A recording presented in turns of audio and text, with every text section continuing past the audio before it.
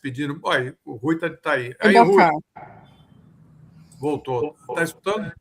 Estou ouvindo, agora está. Não, eu estava falando aqui desse trio que o Kassab montou, né? E que a mídia corporativa está toda entusiasmada, porque acho que agora encontraram um jeito de ganhar do Lula, né? E derrotar o Flávio Bolsonaro. Inclusive, fazem um paralelo. Teve um comentarista que disse o seguinte: não, isso aí me faz lembrar a nova república com Tancredo Neves e aquele acordo dos governadores que enfrentou os militares. Por quê? Porque o Paulo Maluf era o candidato do Figueiredo, o Figueiredo queria o Maluf, e aí a base civil dos militares falou: não, vamos marchar agora com um civil e contra esses generais, eles não vão mais dizer quem que vai ser. Quando a gente sabe, né, e eu sei, porque eu era repórter dessa emissora na época, que o Tancredo, durante toda a campanha das Diretas Já, se articulava com generais, o nome dele no colégio eleitoral. Ele ganha numa composição com civis da ditadura militar, o José Sarney, que era líder no Senado, a Tereza sabe bem dessa história. Mas aí eles estão falando que o Kassab, né, é o centro dessa direita civilizada, democrática. Né? Eu gosto do Kassab, é um grande articulador, né, converso com ele e tal, mas está longe de ser alguém desvinculado do malufismo. Né? Ele foi da base do Maluf, na Câmara Municipal, acho que não sei se você chegou a trabalhar naquela época, e foi secretário do Celso Pitta, né? O sucessor do Maluf, ligado ao Maluf. E dali que surgiu, então, esse crescimento do Kassab, e ele agora faz essa articulação com Ratinho Júnior, Caiado e Eduardo Leite. Os três se merecem, né? Porque tem ali a mesma matriz ideológica. Isso aí, eu te pergunto, preocupa o governo e a reeleição do presidente Lula? Você acha que eles vão tirar o Flávio Bolsonaro da campanha eleitoral? Como é que você está vendo? Como é que você acha que o PT vai se comportar com esses três que vão ter que decidir qual deles, não sei se vai ser no cara ou coroa, para ver quem que vai ser o titular, né, como candidato do PDS, do PSD. Bom, boa noite, Florestan, Sara, Tereza. Eu sempre gosto de contextualizar um pouco, em vez de responder secamente, para dar um quadro mais amplo das eleições. Não falo nem pelo governo, nem pelo PT, são minhas opiniões pessoais, porque eu não sou porta-voz de nenhum desses dois, nem do PT, nem do governo.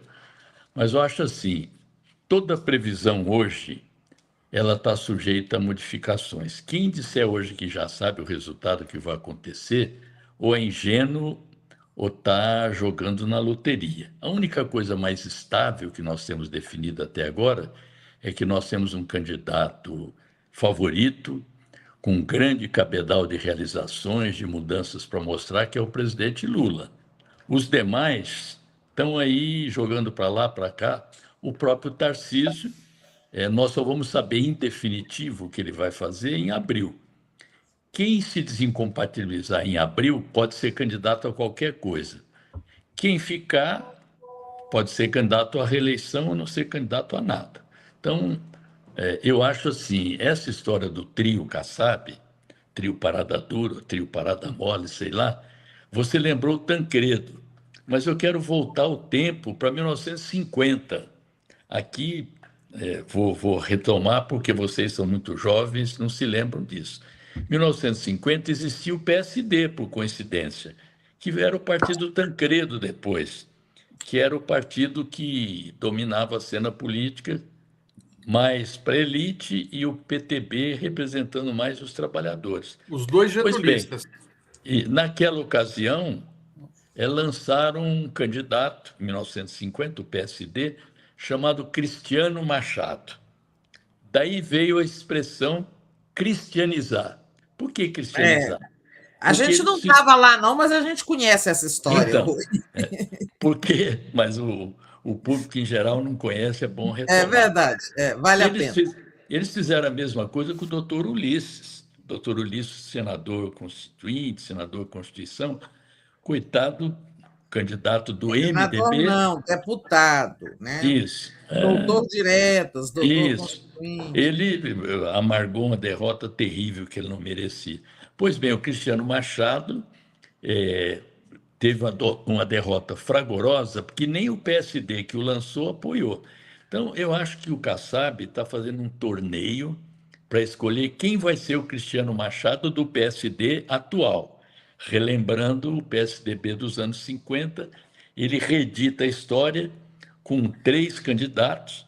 Eu acho que os 3 não vão sair, talvez saia um ou talvez não saia nenhum. Aliás, outro dia me perguntaram o que o Kassab deveria fazer, com todo o respeito. Aí falou, olha, tem 3 possibilidades. Uma é apoiar um candidato do Bolsonaro, que é outro partido. O outro é apoiar um candidato do partido dele, coisa que aparentemente ele está fazendo agora. E a terceira alternativa, ele não apoiar ninguém, deixar o partido liberado, porque, veja, na Bahia, o senador Otto Alencar já avisou, faça o que fizer o Kassab e o PSD, eu vou com Lula. E assim vai. Então, eu não estou apostando muito. O que vai acontecer?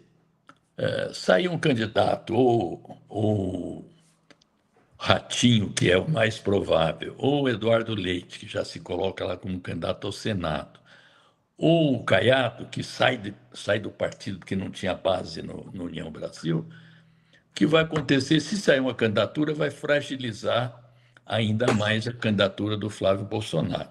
Até porque o Tarcísio governador não vai ter muito empenho de fazer a campanha do Flávio Bolsonaro.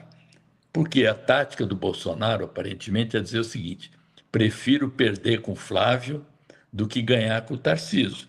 O Tarcísio sabe disso, deve visitar o Bolsonaro essa semana, É mas amanhã.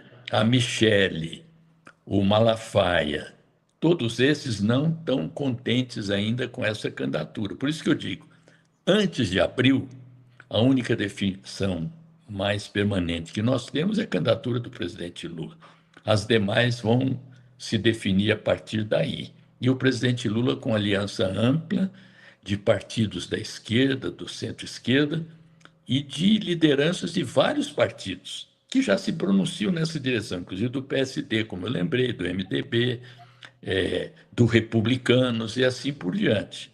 Então, vamos ver o que acontece em abril e quem vai virar o Cristiano Machado do Kassab.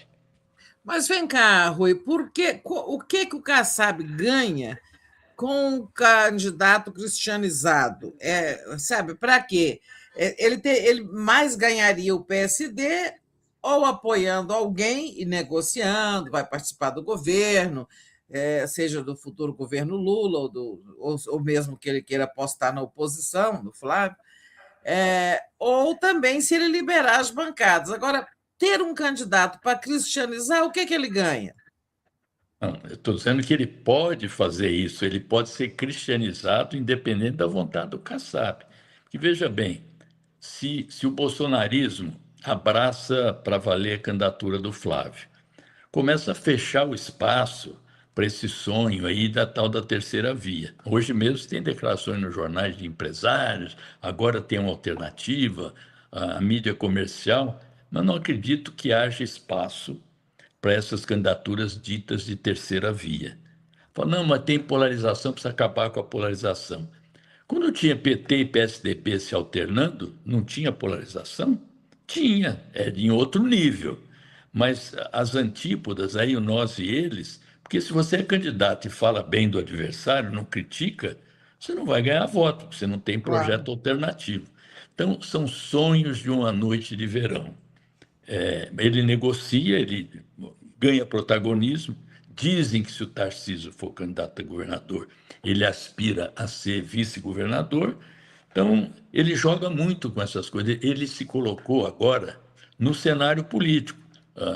A mídia comercial, os jornais das televisões, todos agora estão tomando os 3 candidatos em conjunto. Tem foto hoje, o Kassab fazendo selfie com os 3. Isso para o político e para uma pessoa que tem fama e trajetória de grande articulador, isso ele vai para o protagonismo, ele ganha nos estados, ele forma chapas de deputado, de senador, porque há uma atração de possibilidade de poder ainda que relativo. Por que que o Caiado não foi nem por republicanos, para o Podemos, nem para Solidariedade? Porque ele viu que o fundo eleitoral lá também era muito pequeno.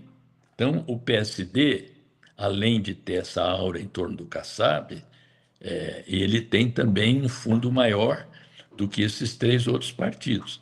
Então, ele joga direito, vamos ver em abril como é que ele se manifesta, porque o Ratinho é tratado como se fosse uma alternativa nesse quadro aí.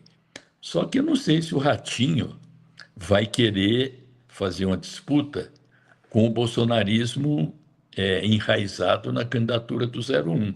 Então, tudo isso vai ser avaliado, as coisas se movem por interesses pessoais, não são projetos de país, e dizer que o Caiada do centro-direita, ninguém acredita, né? Aliás, se ele fosse escolhido, ele ia fazer questão de dizer o contrário. Eu fui da UDR, eu defendo, não quero saber de sem terra, não quero saber da reforma agrária, e ele tem a favor dele uma avaliação positiva no Estado, embora seja um Estado que não tem dimensão nacional, e as pesquisas até então não lhe davam grande cotação, Mas ele é oscilava bem entre 3% avaliado. e 5%, mas é bem avaliado pelas realizações, pelas políticas de segurança e assim por diante, né? Ô, Rui, Bom, quando eu digo que o Estado dele não tem muita expressão, não tem expressão eleitoral quantitativa, para não estar não ofendendo estou ofendendo os goianos, né? É porque o exatamente. Centro-Oeste, todo o Centro-Oeste tem 7% do eleitorado nacional. Isso. O Centro-Oeste como um todo, imagina. Goiás deve ter 2%. Então, a gente está entendendo o que você está falando. Ô, E, Florestan, eu aliás, acho que eu era a tenho sua até vez, mas eu tem, queria te tem um, atropelar. Ah, tem um filho e duas netas lá em Goiânia, então tem que tratar bem o Estado, né? você, né? Vai Mas só lá. para ficar nessa de governador. Então, os três estão aí agora fazendo esta pantomina e tal. Um dos três pode ser escolhido, como você disse, mas a gente não sabe se chegarão até lá a ser candidatos mesmos, né? Agora, no campo do bolsonarismo, você acha que a situação do Tarcísio de Freitas, que é um quarto personagem aí, um quarto governador, essa situação já está resolvida. Ele vai ser candidato a governador de São Paulo e pronto, porque o Bolsonaro já botou as fichas no Flávio. Então, você acha que o destino do Tarcísio também está resolvido? Não, ele está dizendo que sim. Eu falei, vamos esperar até abril. Ele joga sempre na segurança. Na segurança, sim. Há pessoas que não querem correr risco. Evidente que ele tem mais condições, pelo que mostram as pesquisas e tal, de ser candidato à reeleição do que se aventurar numa candidatura presidencial. Valeria fazer isso se ele tivesse o apoio unificado da direita. Ele não tem nesse momento. Mas o que eu digo é que há contradições ainda no interior do bolsonarismo, expressas publicamente. A esposa do Bolsonaro, o Malafaia, essa coisa do Banco Master está contaminando apoiadores do Flávio Bolsonaro. Estão relembrando a história do Flávio Bolsonaro. Apesar dele se batizar pela segunda vez, eu nunca vi isso. Eu, por exemplo, fui batizado, tinha confirmação do batismo que era crisma, né? E eu não cheguei a ser crismado. Mas ser batizado duas vezes, ninguém. Ele não era pagão, e ele foi batizado no Jordão, agora de novo, botou o quipá. Então, ele está tentando ser aceito pelos pentecostalistas, mas não está conseguindo unanimidade ainda. E é um apoio importante dentro do bolsonarismo acabar com essas contradições. Então, o próprio 01 não tem segurança ainda de que terá apoio de todo mundo. Dizem, me informaram, que o Bolsonaro teria escolhido o Tarcísio como candidato, mas havia certos compromissos fenícios, materiais, que o Tarcísio não honrou. apesar de ter colocado agora o irmão da Michelle aqui para fazer tratativas para ele no Estado, seja para candidatura a governador, seja na hipótese de presidente. Ele tem uma linha de contato muito forte com a dona Michelle e com o Malafaia, que está brigando firmemente, não aceitando a candidatura do Flávio, dizendo que ele não tem musculatura, que é o melhor candidato para o Lula ganhar a eleição. E muita gente acha isso também, que ao apresentar a candidatura do Flávio, o Bolsonaro joga na manutenção do nome, da grife, e em 2030, quando não haverá mais candidatura do Lula, Bolsonaro vivo, teria 76 anos, poderia aspirar a uma volta à presidência. Isso é uma discussão no âmbito da família, menos da esposa. E as contradições que eles estão provocando. A ida do 02 para Santa Catarina bagunçou o coreto das candidaturas já acertadas. A Carolina Detoni para o Senado, o Espiridião Amin para o Senado, e o Carlos Bolsonaro entrando no circuito, dificultando a coesão dos bolsonaristas lá em Santa Catarina. Tudo isso, Florestan, Tereza e Sara, tudo isso complica. Por isso que eu digo, qualquer previsão definitiva nesse momento corre o risco de não se confirmar, a não ser a candidatura, pré-candidatura, como se diz, já definida do presidente Lula.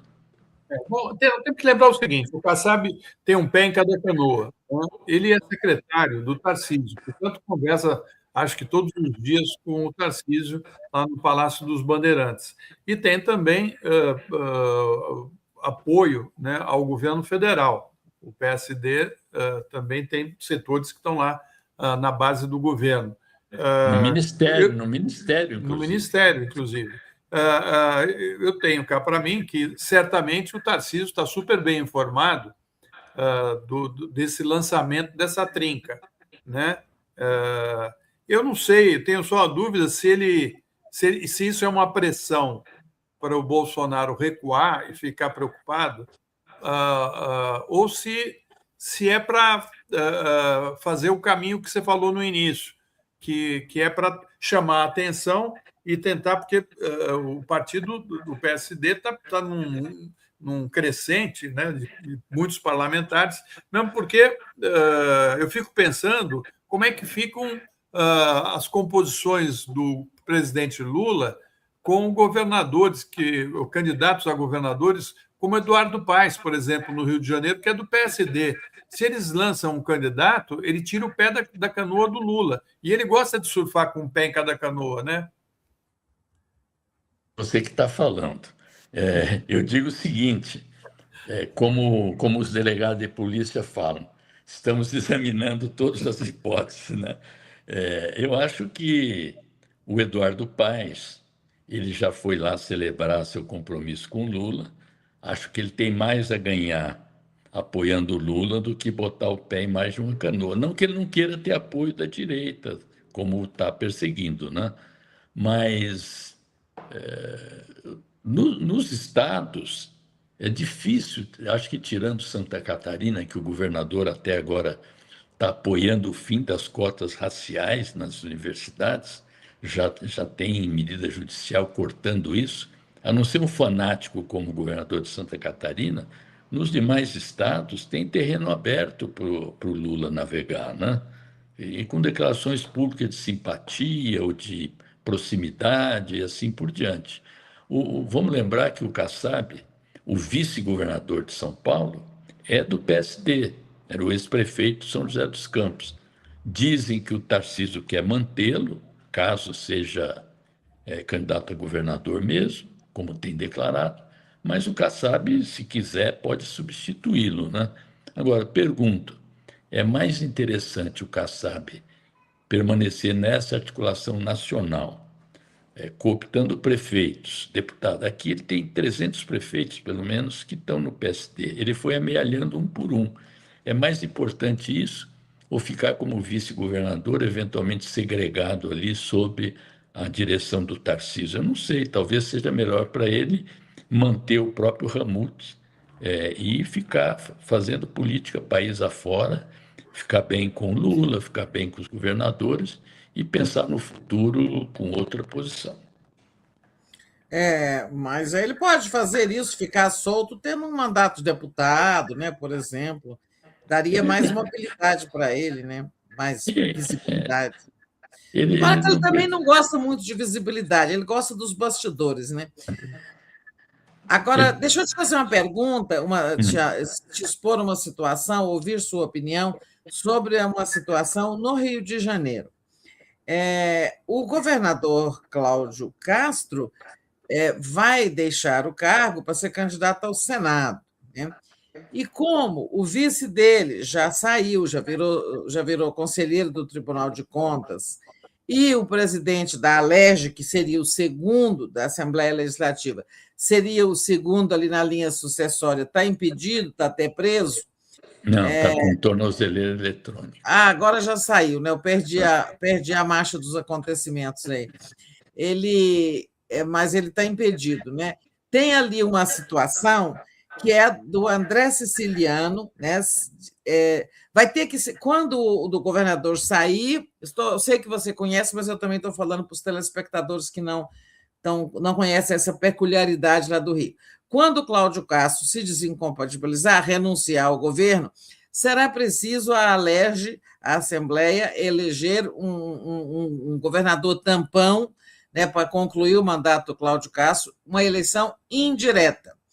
E há setores do PT e aliados que estão propondo a candidatura do André Siciliano para disputar com um candidato indicado pelo governador, e se o André Siciliano, do PT, se eleger indiretamente, ele faz um mandato tampão e pode ser candidato à reeleição, disputar com a máquina na mão, né? O que é sempre uma situação vantajosa. Mas isso joga o Eduardo Castro ao mar, né? Eduardo Paes, desculpa. Veja, primeiro o governador, se vai mesmo se desincompatibilizar, tem um processo de cassação dele em andamento por abuso de poder econômico e suspeita de corrupção. Já houve um voto pela cassação dele e pediram vistas. Isso aí pode, até lá, pode ser resolvido e ele se inviabilizar. Então, primeiro, não tem essa segurança de ser candidato ao Senado. Ao Senado, Segundo, ele pode ser considerado inelegível, tem que terminar um mandato no cargo. Segundo, eles estão definindo agora as regras para a eleição indireta na Câmara, dizendo, inclusive, querendo mudar o que até então existia de voto secreto para voto aberto. Então, é preciso ver como vão ser essas tratativas para pautar a eleição indireta. O Siciliano não está colocando o nome dele pessoalmente. Eu não tenho informação de que se alguém pediu para ele, provavelmente sim. E também eu falei com ele hoje. Então, ele não tem a pretensão... Seguinte, o pessoal está querendo que eu seja candidato. Eu, inclusive, acho bom. Não tenho relação próxima com ele, mas acho bom.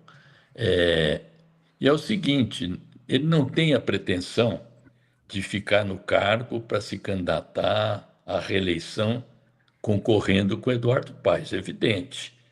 O que eu acho que vale a pena é ter 6 meses de governo com alguém do PT, ad cautelam, como se diz. Ou seja, vai que o apoio no Rio não é integral, nós temos a máquina do Estado, não para usar, mas para impedir manipulações contra a candidatura do Lula. Impedir que outro use, né? O Siciliano é muito habilidoso, tem experiência, foi 2 vezes presidente da Assembleia Legislativa, sem que o PT tivesse bancada numerosa lá. Então, tem qualidades de articulação, tem conhecimento dos deputados na Assembleia, é uma pessoa que não vai aparelhar as coisas para ele, vai dar espaço para todo mundo, se for escolhido. Então, eu vi com uma boa alternativa esse pré-lançamento, essa colocação do nome, muito embora tenha visto na imprensa que há restrições ao nome dele por parte de pessoas ligadas ao governador pessoas do PT, inclusive, dizendo que não concordam, e outra parte do PT, inclusive O Lindbergh, né? o nosso Apoia. líder, o Lindbergh, a presidenta Gleisi, e não sei se o siciliano, estando hoje na estrutura do palácio, se ele faria isso sem pelo menos uma consulta ao presidente Lula. Não sei se o presidente Lula apoia isso, mas ele não colocaria o nome, porque ele vai ter que sair do governo para ser Claro, candidato. Estão definindo, inclusive, os prazos, porque para ser candidato tem que mudar os prazos de desincompatibilização. Então, a ideia é que a pessoa se desincompatibilize a partir do momento em que publiquem o edital para apresentação dos candidatos à eleição indireta. Que, Porque se que, for que, para 6 meses antes, ele, por exemplo, não teria condições. Só quem é sim. deputado é que poderia fazer isso. Uhum. Bom, no caso dos candidatos que pretendem mudar de partido, o caso, por exemplo, da Simone Tebet, se ela quiser ser senadora por São Paulo pelo PSB, ela tem até que dia? Qual o prazo para ela mudar de partido e ser candidata em São Paulo? O quadro aqui em São Paulo, você acha que vamos ter Haddad e Tebet, Haddad como candidato ao governo e Tebet ao Senado?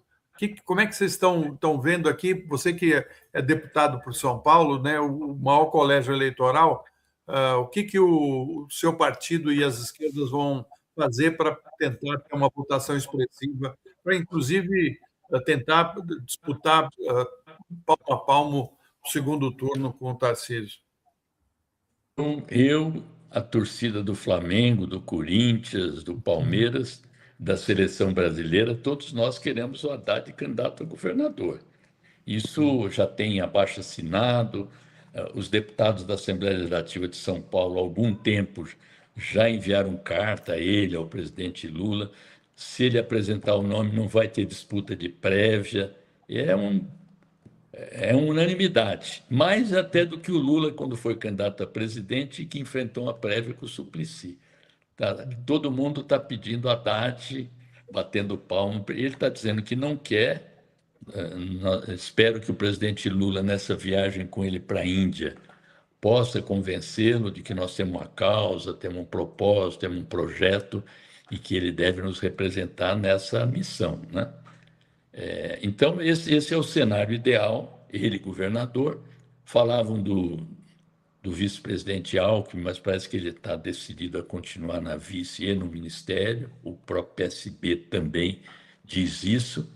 Sobre a ministra Simone Tebet, ela primeiro precisa decidir se ela pretende ser candidata, se pretende aqui ou no Mato Grosso do Sul. E ela tem esse problema do partido, porque dificilmente ela seria candidata aqui em São Paulo, por exemplo, pelo MDB. Baleia Rossi já tem declarado que o MDB de São Paulo apoiaria o Tarcísio e, pelo visto, vai liberar as pessoas no Brasil, porque ele não é bobo de querer centralizar o MDB, que não vai conseguir. Então, se ela quiser ser candidata em São Paulo, ela já tem convite, que eu saiba, do próprio PSB, né? Aí tem outras candidaturas que estão pondo, por exemplo, o Márcio França, que também é do PSB, já foi candidato a governador, é nosso ministro, ele tem pleitos também, ou de ser candidato a governador, na ausência do Haddad, ou uma vaga no Senado também. E tem outros pleitos, por exemplo, dizem que a ministra Marina Silva eu ia perguntar. gostaria de disputar o Senado aqui em São Paulo.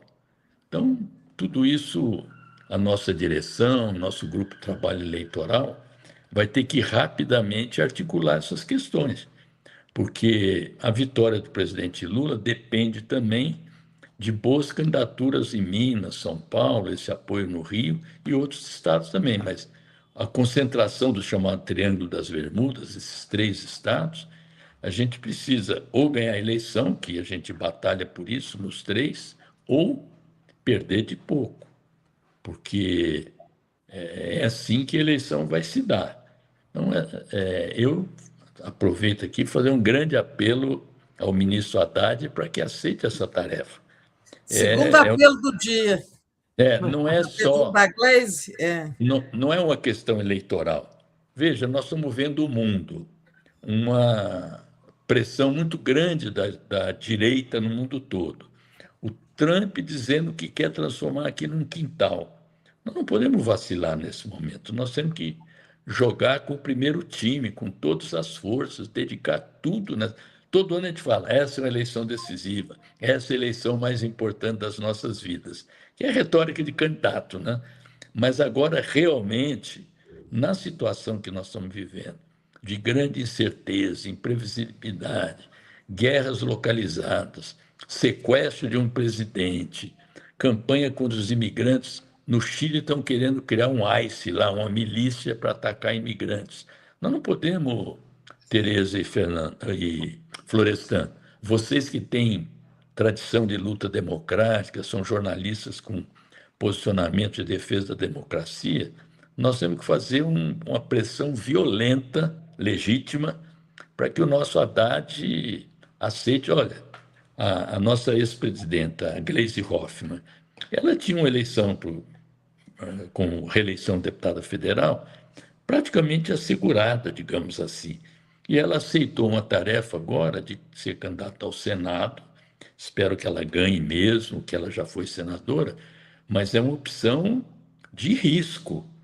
E quem está na política, quem tem causa, quem tem projeto, não pode entrar só com a certeza de que vai ganhar. Olha o exemplo do Lula, né? Quantas eleições ele disputou, fez o partido crescer, ajudou a formar bancadas e acabou virando presidente, foi reeleito. Risco, foi para a prisão, suportou a prisão. Eu fico espantado ao cotejar o comportamento do Lula com o comportamento do Bolsonaro. São diferenças de formação de caráter. O Lula sofreu a terrível prisão, inclusive passando pela dor de não poder ir ao velório do irmão. O ministro Toffoli pediu para que levasse o caixão para um quartel para que o Lula fosse lá assistir ao velório. E ele disse o tempo todo, não troco minha dignidade pela minha liberdade. O Bolsonaro está cheio de achaques, desejo que ele melhore, mas tem dia que chora, tem dia que está em depressão e suplica para ir para a prisão domiciliar. Ele não está ele está numa cela maior do que boa parte dos lançamentos imobiliários aqui em São Paulo. Hoje eu vi uma apresentação como montar um apartamento de 28 metros quadrados com decoração e tal. Tem 60 e poucos metros, tem área para ele tomar sol, instalar equipamento de ginástica, médico de plantão. Está chorando, está reclamando. Eu brincava com Lula, que a prisão dele lá, comparando com as prisões da época da ditadura militar, ele falou, o que você chama de prisão mole? Ele falou, você está aqui numa sala, ninguém está te cutucando, ninguém está te torturando, tem uma TV, você recebe visita. Isso que é prisão mole, né? Ele fala, vai te lascar e tal, prisão é ruim. E o Bolsonaro pode até ler, ele pode ler 12 livros por ano, vai ter que, inteligência artificial, fazer um resumo, porque cada livro que você lê, você tem que fazer um resumo também, para poder fazer revisão. Mas ele não tem internet, né? Então ele não vai ter acesso, né, ao IA. Não, mas ele pede para alguém fazer. Né? A Sara entrou aí, Sara? A Sara deve estar cobrando o horário aí. Ó. O Miolo deve estar na espera, falando, esse cara não para de falar, né? Aliás, o Miolo tá rindo veio aqui. Hoje, né? Ele está aqui nos bastidores. Ele está rindo aqui. Vocês Deixa são eu ler. os que estão sempre aí me perseguindo. Florestan me liga e fala assim, não é para me desejar feliz ano novo, está me convidando. Mas eu gosto, viu, Florestan? Né? Inclusive, o povo aqui fala, você tem que dar entrevista. Se quer se eleger, tem que dar entrevista. Você pega entrevista, faz recortes. Sabe que ontem eu fui fazer um podcast com o Felipe Salto, que foi secretário da Fazenda aqui em São Paulo, foi presidente da Instituição Fiscal Independente, economista. Fui lá, fui conversar com o mercado também. Então, tem que levar nossas ideias. E depois, né, você foi nosso colega por muito tempo, né? Jornalista de alta linhagem, né, Tereza? Mas tem um jornalista... História no jornalismo, o Rui. Tem um jornalista aí que vocês conhecem bem, já teve em altos cargos e tal, não vou ficar citando o nome, que diz que eu sou ex-jornalista, né? Menino, mas depois, quando eu fui presidir a EBC, talvez seja o mesmo. Teve um jornalista aí que também já foi muito importante, hoje não é mais, que só me chamava de a ex-jornalista Tereza Cruvinel, presidente da EBC e tal, como se existisse isso, né? Ex-jornalista, é uma condição, você será sempre, estando ou não estando empregado. Criticava que eu ganhava bem, que não devia ser do PT, como se a condição para você ser do PT é ganhar pouco, né? Todo mundo quer ganhar melhor, né? E eu ganhava trabalhando, não era nem fazendo lobby, nem inventando, nem fazendo fake news, nem atacando as pessoas, né? Me orgulho até de ter exercido o jornalismo com muita dignidade. Você prestou grandes e bons serviços no jornalismo. Olha só, o Arnaldo, ele fala assim, em São Paulo, eu vou confirmar o preço para o governo. Terremoto, Tereza, ainda bem, hein? Aquele dia você estava no Equador, o programa parou, Peguei o terremoto. Está tendo um mal súbito, era o terremoto, o tremor, né? Tremor de terra. No começo eu achei que eu estava passando mal mesmo. Depois eu vi que não era eu. Mas vai lá, o Florestan estava de recesso, acho que ele não viu isso. Não, eu estava presente. Estava, né? Era o Miola que estava de recesso, então. Mas diga aí, quais a participação? A Sara viu antes de mim, foi um terremoto 5.2, não foi pequenininho. Foi forte. O Arnaldo, ele fala assim, ó, em São Paulo eu vou confirmar o trecho. O que é? Então, aqui, ó, um pouquinho. Ela está falando, deixa ela falar, porque ela está trazendo aí as informações da nossa comunidade. Vai lá, Sara. O Arnaldo fala assim, em São Paulo, eu vou confirmar o 13, se anular, a culpa não é minha. Ótimo. E o Ricardo Souza está lembrando aqui que o Flávio Bolsonaro, em Israel, ele acusou o Lula de antissemitismo, uma viagem com verba parlamentar, e ele ainda diz assim, que não vai falar como senador, mas como candidato. E, gente, só lembrando que o Eduardo Bolsonaro ele foi apresentado no parlamento israelense como deputado, viu? Ele está falando aqui do Flávio, mas eu estou acrescentando essa informação do Eduardo. É isso. Muito bem. Rui, valeu. Um abraço para vocês. Obrigada, Rui. Viva, tamo junto. Um abraço. Abração. Tchau.